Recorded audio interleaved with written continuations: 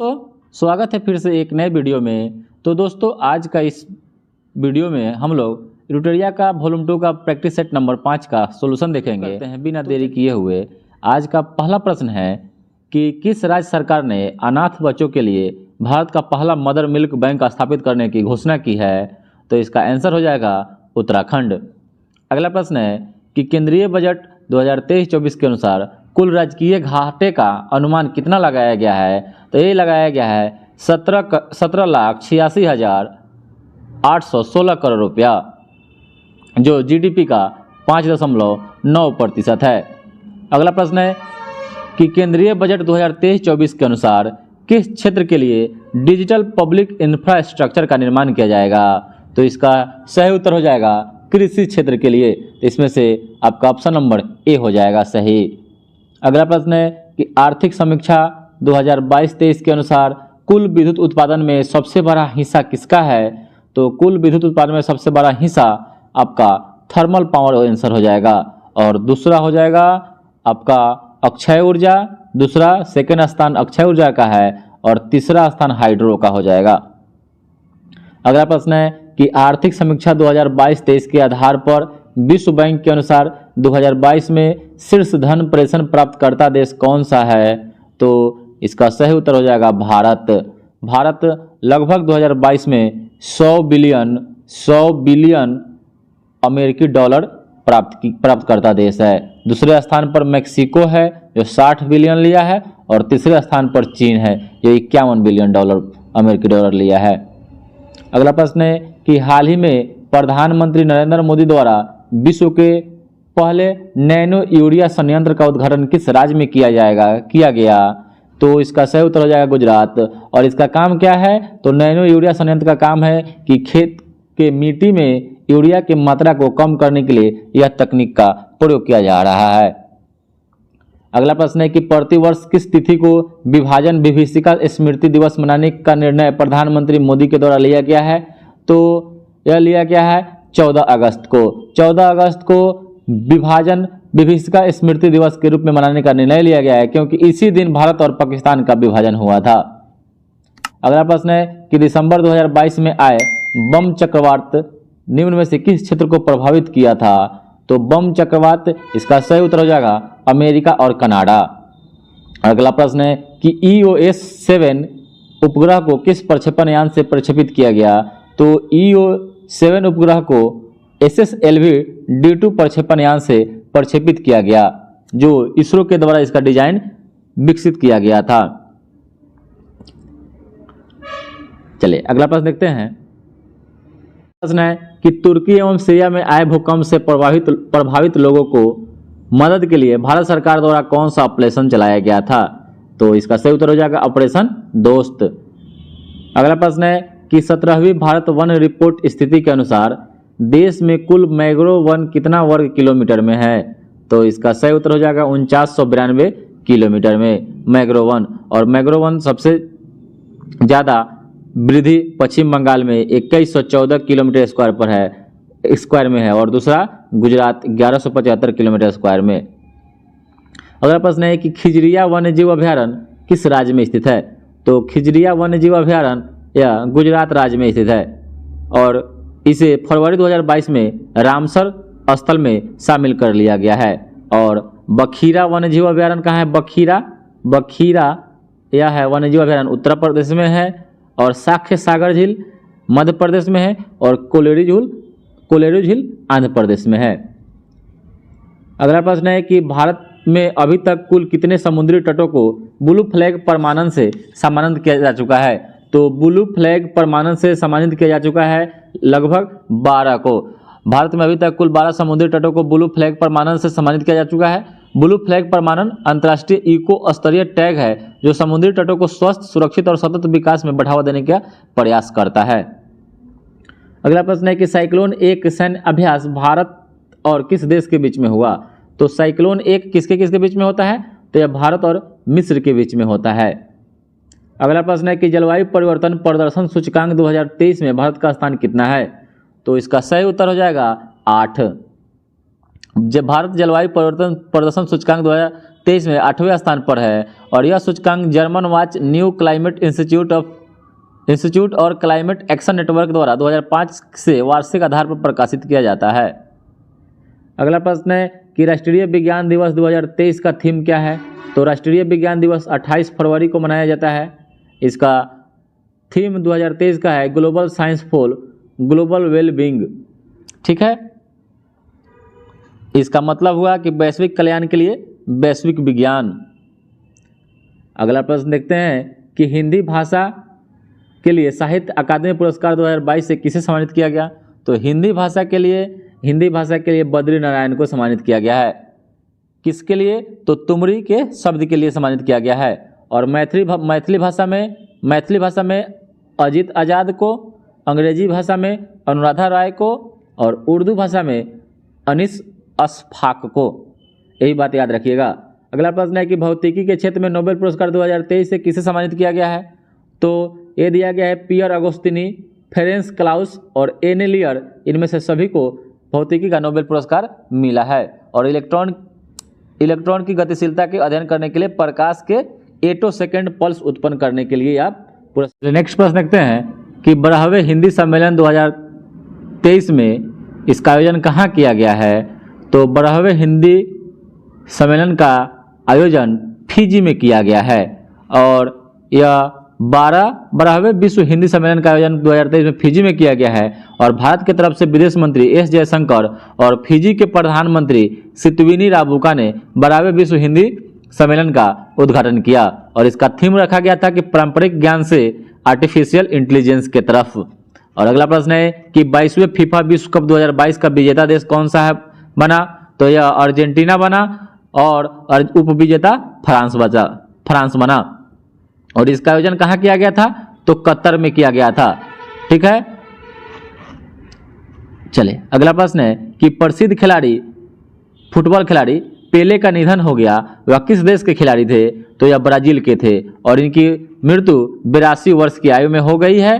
ठीक है, 2022 में। और वे 1958, 1962 और 1970 में ब्राजील को फुटबॉल में विश्व कप दिला चुके हैं। अगला प्रश्न है कि हाल ही में किस देश ने वर्ष 2027 तक विश्व में ब्याज मुक्त बैंकिंग प्रणाली को लागू करने की घोषणा की है। ब्याज मुक्त बैंकिंग प्रणाली को लागू करने की घोषणा की है। तो इसका सही उत्तर हो जाएगा पाकिस्तान। अगला प्रश्न है कि केंद्रीय मत्स्य पालन, पशुपालन एवं डेयरी मंत्रालय के अनुसार भारत मछली के उत्पादन में विश्व में कौन सा स्थान है। तो मछली के उत्पादन में भारत तीसरा स्थान है। मछली के उत्पादन में भारत तीसरा स्थान है। चलिए अगला प्रश्न है कि the Chipko movement a people's history पुस्तक के लेखक कौन है। तो Chipko movement a people history पुस्तक के लेखक, इसके सही उत्तर हो जाएंगे शेखर पाठक है। अगला प्रश्न है कि ऑस्ट्रेलियन ओपन 2023 में पुरुष एकल के विजेता कौन बने। तो इसका सही उत्तर हो जाएगा नोवाक जोकोविच। उप विजेता कौन बना। तो स्टेफानोस सितसिपास। अगला प्रश्न है कि चार्टर एक्ट 1813 के संबंध में निम्नलिखित कथनों पर विचार करना है। तो इसमें है कि इसने भारत में ईस्ट इंडिया कंपनी के व्यापार एकाधिपत्य को चाय का व्यापार तथा चीन के साथ व्यापार को छोड़कर समाप्त कर दिया। सही है। और इसने कंपनी द्वारा अधिकार में लिए गए भारतीय राज्य क्षेत्रों पर ब्रिटिश क्राउन की संप्रभुता को मजबूत कर दिया। सही है। और तीसरा बोल रहा है कि भारत का राजस्व अब ब्रिटिश संसद के निर्णयों के हाथों में आ गया। ये गलत है। तो इसका ऑप्शन नंबर 1 हो जाएगा। 1 और 2 सही है।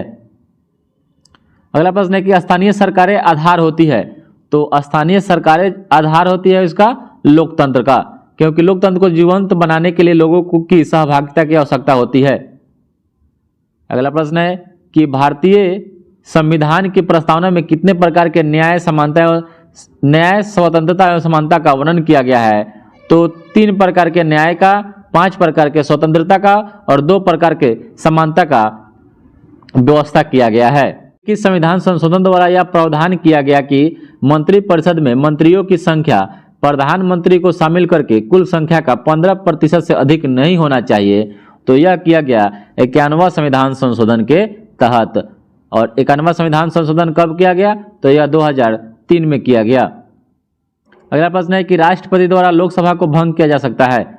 तो राष्ट्रपति द्वारा लोकसभा को अनुच्छेद आर्टिकल 85 के तहत भंग किया जा सकता है, जो प्रधानमंत्री के परामर्श या सलाह पर लोकसभा को भंग कर सकते हैं। तो इसका सही उत्तर हो जाएगा प्रधानमंत्री के सलाह पर।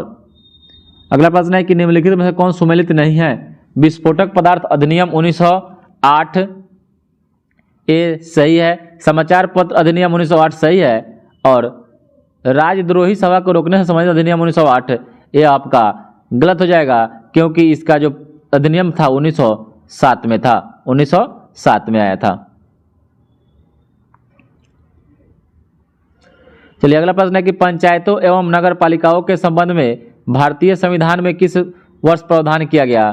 तो यह किया गया 1993 में, और 73वां संविधान संशोधन करके पंचायती राज व्यवस्था को लागू किया गया, और 74वां संविधान संशोधन करके नगर पालिका को लागू किया गया, और 73वां संविधान संशोधन अधिनियम 24 अप्रैल 1993 को, और 74वां संशोधन अधिनियम 1 जून 1993 को लागू हुआ था। डेट भी कभी कभी पूछ देता है। अगला प्रश्न है कि भारत में न्यायिक पुनर्वलोकन की शक्ति का प्रयोग किसके द्वारा किया जाता है? तो न्यायिक पुनर्वलोकन यह अमेरिका के संविधान से लिया गया है, जो उच्च न्यायालय और सर्वोच्च न्यायालय दोनों के द्वारा किया जाता है। अगला प्रश्न है कि डॉक्टर अंबेडकर द्वारा किसे संविधान का आत्मा कहा गया है? तो डॉक्टर अंबेडकर ने संविधान का आत्मा संवैधानिक उपचारों के अधिकार अनुच्छेद 32 को कहे हैं। अगला प्रश्न है कि निम्न में से कौन संविधान का संघीय गुण नहीं है? तो संविधान का संघीय गुण कौन नहीं है? स्वतंत्र न्यायपालिका है, लिखित संविधान है, केंद्र राज्य के मध्य शक्ति का बंटवारा है, जबकि एकल नागरिकता नहीं है। तो इसलिए आपका आंसर हो जाएगा एकल नागरिकता। अगला प्रश्न है कि 6 प्रमुख बैंकों का राष्ट्रीयकरण किस पंचवर्षीय योजना के दौरान किया गया था? तो 6 प्रमुख बैंकों का राष्ट्रीयकरण 1980 ईस्वी में किया गया था। ठीक है, तो यह 6ठी पंचवर्षीय योजना के समय किया गया, और 14 प्रमुख बैंकों का राष्ट्रीयकरण 1969 ईस्वी में हुआ था। उस समय 14 बैंकों का हुआ था, इस समय 6 बैंकों का हुआ था। अगला प्रश्न है कि राष्ट्रीय बागवानी बोर्ड की स्थापना कब की गई? तो राष्ट्रीय बागवानी बोर्ड की स्थापना कब की गई? तो यह किया गया था 1984 ईस्वी में। इसका सही उत्तर ऑप्शन नंबर। चलिए नेक्स्ट प्रश्न देखते हैं कि डाकघर बचत संगठनों की सभी जमाओं को किस समग्र मुद्रा आपूर्ति में शामिल किया गया है? तो इसको शामिल किया गया M4 में, और M1, M2, M3 एवं M4 RBI के द्वारा जारी किया जाने वाला मौद्रिक योग है, और M1 मुद्रा अधिक तरल होता है और M4 सबसे कम तरल होता है। तो याद रखिएगा M1 सबसे ज़्यादा तरल होता है, M4 सबसे कम तरल होता है। अगला प्रश्न है कि आत्मनिर्भरता के उद्देश्य को पहली बार किस पंचवर्षीय योजना में शामिल किया गया? तो यह किया गया था तीसरी पंचवर्षीय योजना में, जो 61 से लेकर 1966 तक यह चला था, तीसरी पंचवर्षीय योजना। जबकि पहली पंचवर्षीय योजना का उद्देश्य कृषि विकास था, जबकि दूसरी पंचवर्षीय योजना का मुख्य उद्देश्य था उद्योगों का विकास करना, यानी उद्योग को बढ़ावा देना। अगला प्रश्न है कि अब तक कितनी बार भारतीय मुद्रा का अवमूल्यन किया जा चुका है? तो अब तक भारतीय मुद्रा का अवमूल्यन 3 बार हो चुका है। ठीक है, कब कब? तो 1949, 1966 और 1991। डेट भी याद रखिएगा। अगला प्रश्न है कि निम्नलिखित में कौन सा दर्रा श्रीनगर को लेह से जोड़ता है? तो श्रीनगर को लेह से कौन सा दर्रा जोड़ेगा? तो यह जो जिला दर्रा जोड़ेगा। ठीक है, और बरालाचा दर्रा जो है हिमाचल प्रदेश को लाहौल क्षेत्र के लद्दाख से जोड़ता है, और नथुला दर्रा सिक्किम को दक्षिणी तिब्बत के चुम्बी घाटी को जोड़ता है, और जलेपला जो है आपका सिक्किम में है। ठीक है, चलिए अगला प्रश्न है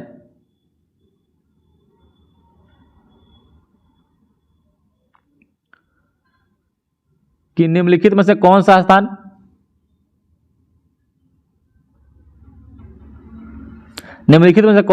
यूरेनियम के खनन के लिए प्रसिद्ध है? तो यूरेनियम के खनन के लिए प्रसिद्ध स्थान जादूगोरा है, और जादूगोरा यूरेनियम के खनन के लिए प्रसिद्ध है। भारतीय यूरेनियम निगम बोर्ड की स्थापना 1967 में की गई थी। भारतीय यूरेनियम निगम बोर्ड का मुख्यालय जादूगोरा में ही स्थापित किया गया है। रानीगंज, झरिया, बोकारो कोयला के लिए प्रसिद्ध है, जबकि पन्ना जो है ना यह हीरा के लिए प्रसिद्ध है। अगला प्रश्न है कि बेरिंग जल संधि निम्नलिखित में से किसको जोड़ता है? तो बेरिंग जल संधि निम्नलिखित में से किसको किसको जोड़ता है? तो यह अटलांटिक महासागर को प्रशांत महासागर से जोड़ता है। अगला प्रश्न है कि किस चट्टान में नत वलन यानी डाउन फोल्ड को क्या कहता है? किसी चट्टान में नत फलन को क्या कहते हैं? तो इसको अभिनति बोलते हैं। क्या बोलते हैं? अभिनति बोलते हैं।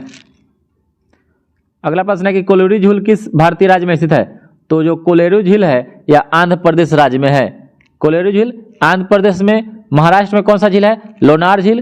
केरल में कौन सा झील है? पेरियार झील मणिपुर में, लोकटक झील, चिल्का झील उड़ीसा में है और डिडवाना झील जो है आपका राजस्थान में है। अगला प्रश्न है कि सरदार सरोवर बांध किस नदी पर बना हुआ है? तो इसका सही उत्तर हो जाएगा नर्मदा नदी पर। और यह कहाँ है? तो मध्य प्रदेश की। और इस नर्मदा नदी को मध्य प्रदेश की जीवा रेखा कहते हैं। और ये जो नर्मदा नदी है गुजरात, मध्य प्रदेश, महाराष्ट्र और राजस्थान से होकर बहती है। अगला प्रश्न है कि निम्नलिखित में से कौन सा कथन गलत है? भारत का दक्षिणतम बिंदु इंदिरा पॉइंट है, सही है। भारत का सबसे उत्तरी बिंदु इंदिरा कॉल है, सही है। भारत का पूर्वी बिंदु किबिथु तथा पश्चिमी बिंदु गाहिर माथा है, इनमें से सभी कथन सही है, तो सही है सभी। प्रश्न देखते हैं कि आकाशगंगा की निकटतम स्पाइरल गैलेक्सी कौन सी है? तो इसका सही उत्तर हो जाएगा एंड्रोमेडा गैलेक्सी। एंड्रोमेडा गैलेक्सी, जिसको देवयानी गैलेक्सी भी कहते हैं। अगला प्रश्न है कि क्वार्टजाइट निम्न में से किस प्रकार का एक सेल होता है? तो क्वार्टजाइट यह एक रूपांतरित सेल है। अगला प्रश्न है कि वह क्षेत्र जहां किसान केवल सब्जियों में विशेषज्ञता रखता है, इस प्रकार की खेती को क्या कहते हैं? तो यह हो जाएगा ट्रक फार्मिंग। इसका आंसर हो जाएगा ट्रक फार्मिंग। मिश्रित खेती क्या किसे कहते हैं? तो एक ही खेत में एक ही मौसम में दो या दो से अधिक फसलों को उगाने को मिश्रित फसल कहते हैं। मौर्य काल में संस्था एवं संचार का संबंध किससे था?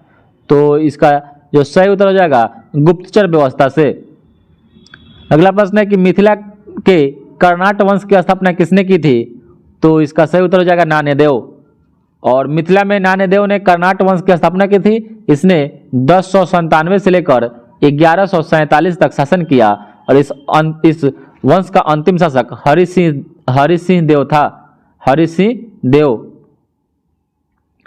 अगला प्रश्न है कि निम्नलिखित घटनाओं के कालक्रम के अनुसार बढ़ते हुए सही क्रम में व्यवस्थित करना है। बढ़ते हुए सही क्रम में, तो वास्को डिगामा की दूसरी बार भारत यात्रा यह 1501 ईस्वी में आया था। वांडीवास का निर्णायक युद्ध 1760 में। ईस्ट इंडिया कंपनी की स्थापना 1600 और बेदरा का युद्ध जो हुआ था 1759 में। तो इसको सजा लीजिए, 1501 पहले, उसके बाद 1600, उसके बाद 1759, यानी उसके बाद 1760। तो इसमें से हो जाएगा आपका वास्को डिगामा। इसका ऑप्शन नंबर सी हो जाएगा 1342। अगला प्रश्न है कि निम्न में से किस क्षेत्र में अस्थायी बंदोबस्त की प्रथा प्रचलित नहीं थी? तो किस क्षेत्र में? तो हो जाएगा पंजाब क्षेत्र में अस्थायी बंदोबस्त नहीं लागू हुआ था। और यह अस्थायी बंदोबस्त लॉर्ड कॉर्नवालिस के शासनकाल में लागू हुआ था। अगला प्रश्न है 21 वर्ष दादा भाई नौरोजी हाउस ऑफ कॉमन्स के सदस्य के रूप में निर्वाचित हुए थे? तो यह हुए थे 1892 ईस्वी में। अगला प्रश्न है कि क्रिप्स मिशन के साथ कांग्रेस के आधिकारिक वार्ताकार कौन थे? तो क्रिप्स मिशन के साथ कांग्रेस के आधिकारिक वार्ताकार का नाम था मौलाना आजाद और जवाहरलाल नेहरू। इसलिए ऑप्शन नंबर डी हो जाएगा, ए और बी दोनों। क्रिप्स मिशन मार्च 1942 में भारत आया था।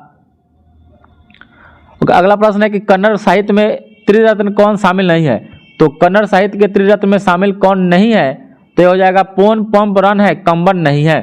तो कंबन किसका है? तो कंबन तमिल साहित्य का भाग है, कंबल तमिल साहित्य से संबंधित है। अगला प्रश्न है कि निम्नलिखित में से किसने कांग्रेस के वार्षिक बैठक को 3 दिनों का तमाशा कहकर संबोधित किया था? तो 3 दिनों का तमाशा किसने कहा था? तो यह कहा था अश्विनी कुमार दत्त ने। और लॉर्ड डफरिन क्या प्रश्न है कि नेशनल हेराल्ड पत्रिका का संपादन किसने किया था? तो नेशनल हेराल्ड जवाहरलाल नेहरू पत्रिका का संपादन 1938 ईस्वी में अंग्रेजी में किए थे। अगला प्रश्न है कि राष्ट्रपिता महात्मा गांधी द्वारा रॉलेट एक्ट के विरोध में कब पूरे देश में हड़ताल का आयोजन किया गया था? तो यह किया गया था 6 अप्रैल 1919 ईस्वी में। अगला प्रश्न है कि शुद्ध द्वैतवाद मत के संस्थापक निम्न में से कौन थे? तो शुद्ध द्वैतवाद के थे वल्लभाचार्य। कौन थे? वल्लभाचार्य थे। और विशिष्टाद्वैतवाद के कौन थे? रामानुजाचार्य। विशिष्टाद्वैतवाद के रामानुजाचार्य। द्वैतवाद के कौन थे? माधवाचार्य। अद्वैतवाद के कौन थे? शंकराचार्य। अद्वैतवाद शंकराचार्य। अगला प्रश्न है कि निम्न से किस राजपूत शासक ने 2 अश्वमेध यज्ञ करवाया था? तो यह करवाया था राजा जयसिंह ने। अगला प्रश्न है कि मरियाह प्रथा पर प्रतिबंध के कारण किस जनजाति ने विद्रोह किया था? तो मरियाह प्रथा पर यह किया था खोंड जनजाति ने। खोंड इसका मतलब क्या था कि उड़ीसा के खोंड जनजाति में मड़ियाह प्रथा यानी नरबली प्रथा प्रचलित थी। इस प्रथा पर प्रतिबंध लॉर्ड हार्डिंग ने लगा दिया और खोंड जनजाति ने इस प्रथा का प्रतिबंध लगने के कारण जमकर विरोध किया था। अगला प्रश्न है कि बौद्ध धर्म की वज्रयान शाखा का उदय किस शताब्दी में हुआ था? तो वज्रयान शाखा का या 5वीं और 6वीं शताब्दी में इसका स्थापना हुआ था। अगला प्रश्न है कि निम्नलिखित में से कौन युग में सुमेलित नहीं है? तो इसमें से बताना है कि मोहनजोदड़ो सिंधु नदी के किनारे स्थित है, सही है। कालीबंगा घाघर नदी के किनारे, सही है। रोपर जो है चिनाब नदी दिया हुआ है, गलत है, या सतलज नदी के किनारे स्थित है, ठीक है। और दैमाबाद या परवरा नदी के, तो इसमें से आपका ऑप्शन नंबर सी सही हो जाएगा। अगला प्रश्न है कि हॉट स्पॉट शब्द की अवधारणा का प्रतिपादक कौन था? तो यह था नॉर्मन मायर्स। नॉर्मन मायर्स ने हॉट स्पॉट शब्द 1988 ईस्वी में दिया था। अगला प्रश्न है कि पारिस्थितिकी विज्ञान केंद्र का मुख्यालय कहाँ है? तो इसका सही उत्तर हो जाएगा बेंगलुरु में। अगला प्रश्न है कि निम्न में से कौन सी ग्रीन हाउस गैस के उदाहरण नहीं है? तो ग्रीन हाउस गैस के उदाहरण इसमें से कौन नहीं है? तो इसका सही उत्तर हो जाएगा NO2, जैसे जबकि N2O, CO2 और CH4, SF6 ये सब ग्रीन हाउस गैस का उदाहरण है, जबकि N2O नहीं है, NO2 नहीं है।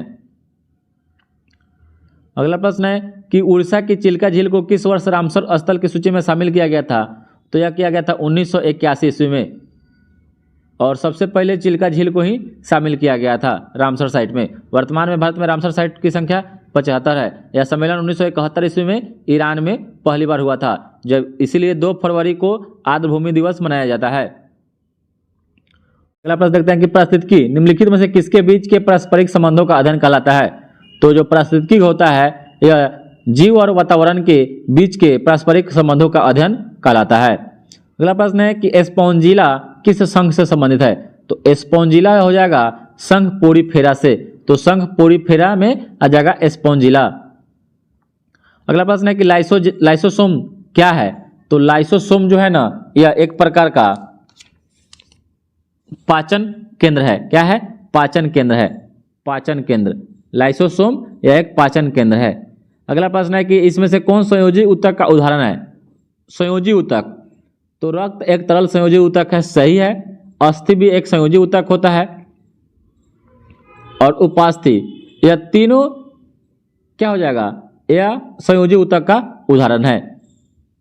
और ऊतक के अध्ययन को हिस्टोलॉजी कहा जाता है। हिस्टोलॉजी बहुत बार पूछता है, हिस्टोलॉजी। अगला प्रश्न है कि जीरोप्थेलेमिया नामक रोग किस विटामिन की कमी से होता है? तो जीरोप्थेलेमिया जो होता है ना यह विटामिन ए की कमी के कारण हो जाता है। और विटामिन ए को रेटिनॉल के नाम से जानते हैं, विटामिन B1 को थायमीन के नाम से जानते हैं।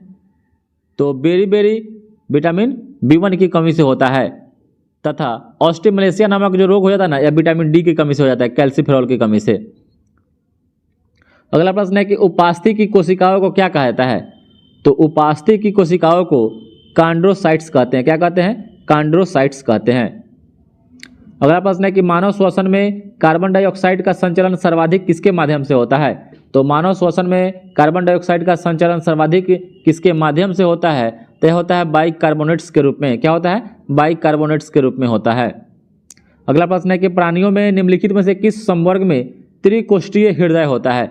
तो त्रिकोष्ठीय होता है उभयचर और सरीसृप वर्ग में, उभयचर और सरीसृप वर्ग में होता है।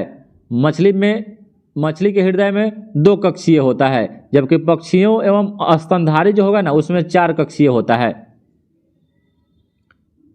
अगला प्रश्न है कि रक्तचाप को नियंत्रित करने वाली ग्रंथि कौन सी है? तो रक्तचाप को नियंत्रित करने वाली ग्रंथि का नाम है अधिवृक्क ग्रंथि, अधिवृक्क ग्रंथि।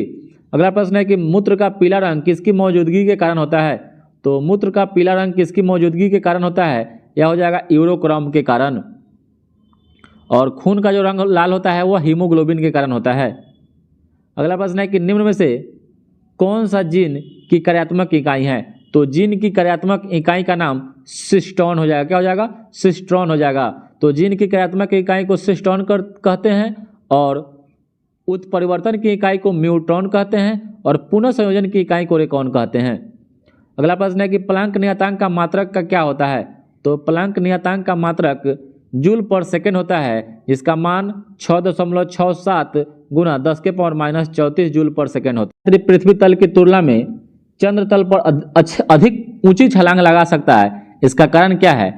तो इसका कारण है कि चंद्र तल पर गुरुत्वीय बल पृथ्वी तल की तुलना में अधिक अल्प है। इसका सही उत्तर हो जाएगा ऑप्शन नंबर सी, बहुत ही कम है। अगला प्रश्न है कि बर्फ के दो टुकड़े को आपस में दबाने पर टुकड़े आपस में चिपक जाते हैं। सबसे पहले यह डेवी बताया था, डेवी ने यह सबसे पहले सिद्ध किया था। तो इसका कारण है कि दाब अधिक होने पर बर्फ का गलनांक कम हो जाता है, इसी कारण दोनों आपस में चिपक जाते हैं। अगला प्रश्न है कि निम्नलिखित में से प्रकाश के किस रंग की तरंगदैर्घ्य सबसे कम होती है? तो प्रकाश की जो तरंगदैर्घ्य होती है सबसे कम, इसका ऑप्शन नंबर डी हो जाएगा, बैगनी रंग का सबसे कम होता है।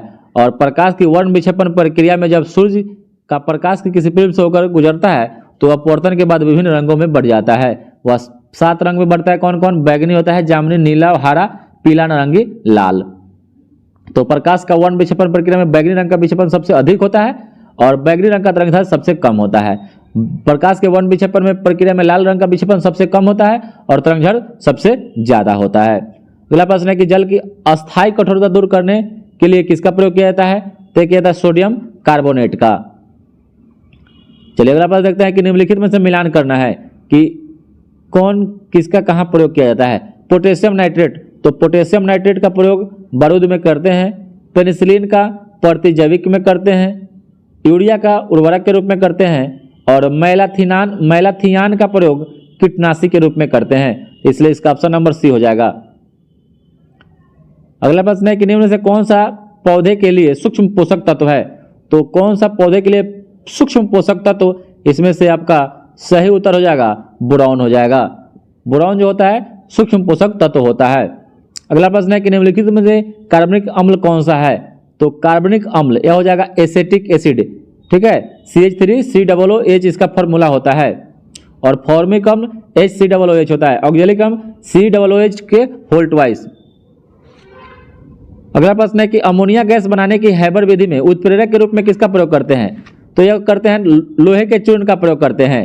और अगर वनस्पति तेलों में कृत्रिम घी बनाने में निकेल का प्रयोग करते हैं और सल्फ्यूरिक अम्ल बनाने की संपर्क विधि में प्लेटिनम के चूर्ण करते हैं और वहीं सल्फ्यूरिक अम्ल बनाने की सीसा कक्ष विधि में नाइट्रोजन के ऑक्साइड का प्रयोग करते हैं। चलिए है 90 नंबर कि वर्ग 7A के तत्वों की इलेक्ट्रॉन बंधुता उच्च होती है और सबसे अधिक इलेक्ट्रॉन बंधुता फ्लोरीन की होती है, या फ्लोरीन की नहीं होती है, क्लोरीन की होती है, ठीक है। और आगे देखते हैं इसका ऑप्शन, निष्क्रिय गैसों का गलनांक निम्न होता है। तो आपका ऑप्शन नंबर डी हो जाएगा, 1 और 3 सही है, जबकि इलेक्ट्रॉन बंधुता सबसे अधिक क्लोरीन की होती है और फ्लोरीन की विद्युत ऋणात्मकता सबसे अधिक होती है। अगला प्रश्न है कि कलामंडलम कल्याणी कुट्टी अम्मा किस नृत्य शैली की एक भारतीय शास्त्रीय नृत्यांगना थी? तो इसका सही उत्तर हो जाएगा मोहिनीअट्टम। और मोहिनीअट्टम कहाँ का शास्त्रीय नृत्य है? तो केरल का है। चलिए अगला प्रश्न है कि भारतमाला परियोजना की शुरुआत कब की गई थी? तो भारतमाला परियोजना की शुरुआत 2017 में किया गया और केंद्रीय सड़क एवं राजमार्ग मंत्री नितिन गडकरी ने इसकी शुरुआत 25 अक्टूबर 2017 को किया था। और इसका संबंध जो है परियोजना के तहत लगभग 26,000 किलोमीटर लंबे आर्थिक गलियारे का विकास करना है, तो ये राजमार्ग से इसका संबंध है। अगला प्रश्न है कि निम्न में से भारत के सर्वाधिक जनसंख्या वाले राज्यों का सही क्रम बताना है। तो सबसे ज़्यादा जनसंख्या हो जाएगा पहला महाराष्ट्र, दूसरा बिहार, तीसरा पश्चिम बंगाल। ऑप्शन नंबर ए ही सही है। अगला प्रश्न है कि निम्नलिखित पुस्तक एवं उनके लेखक में कौन सुमेलित नहीं है? रसखान प्रेम वाटिका सही है, शाहनामा के लेखक फिरदौसी सही है, हंगरी स्टोन के लेखक रविन्द्रनाथ टैगोर है, जबकि आंसू के लेखक दिया है अमृता प्रीतम। यह गलत है, यह हो जाएंगे आंसू के लेखक जयशंकर प्रसाद और अमृता प्रीतम कागज पे कैनवास पुस्तक के लेखक है। अगला प्रश्न है कि निम्नलिखित में से किस देश का राष्ट्रीय खेल फुटबॉल नहीं है? तो इसमें से आपका सही उत्तर हो जाएगा मलेशिया। मलेशिया का राष्ट्रीय खेल वहाँ का बैडमिंटन है। क्या है? बैडमिंटन है। जबकि रूस, फ्रांस और ब्राजील का राष्ट्रीय खेल फुटबॉल है। और भूटान का तीरंदाजी है, जूडो जापान का है, बेसबॉल अमेरिका का है, भारत का हॉकी पाकिस्तान का भी